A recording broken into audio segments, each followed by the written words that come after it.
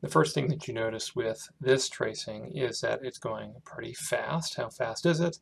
300, about 150.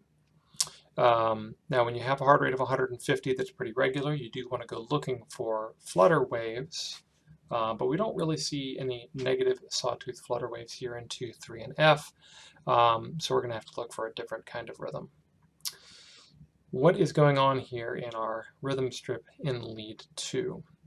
So you've got these QRS complexes here, and then you've got this sort of biphasic wave here. And it's a little difficult to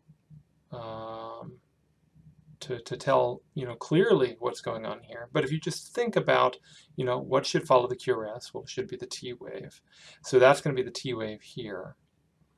And then what should come before each QRS is the P wave. So this is merging of the T and P waves due to tachycardia. That has implications for a couple of things. The first is that it's a little harder to tell what the QT interval is. So you may have to look at other leads here to really get an idea for that. I think you probably see it best here in V2, V3, where it looks to be, at half the R to R or less. And then remember that when you correct for the rate, that actually is going to be probably not prolonged. But it would be, this is one you might want to actually calculate it out and measure. Otherwise, we do have upright P waves in lead 2, but the P wave is the same size as T wave. So it's probably enlarged. It's probably at least 3 big boxes tall. And, if you can spot where does it start, where does it end? I'm not exactly sure. If you were to follow this back down towards its baseline, it's probably at least 3 boxes, maybe more wide. So the P wave is a little abnormal, but it does look to be sinus. So sinus tachycardia with a rate of 150. And then our axis looks to be normal, up in 1, up in F. Intervals here, so the P wave is prolonged, I mentioned that. But the PR itself, may or may not be.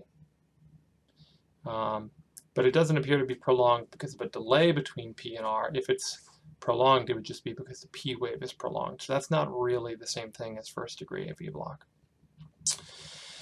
QT interval we talked about. The QRS looks to be narrow. In terms of block, everything looks like it's conducting fine. Ischemia. Maybe a little bit of a flattening T wave here in AVL, but it still looks like it's upright. So I'm not too concerned about any ischemic changes here.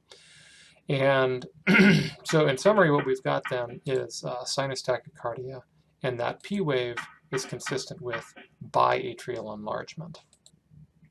So just briefly to recap biatrial enlargement, the left atrium,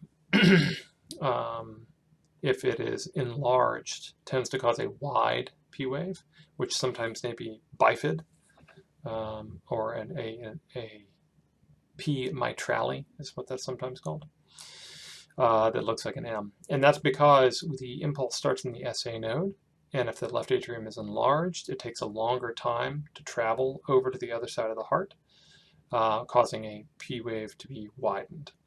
If the right atrium is enlarged, since the SA node resides within the right atrium, what you end up with is a higher voltage that manifests as a tall P wave. So if you have a P wave that's both wide and tall, then that is suggestive of biatrial enlargement.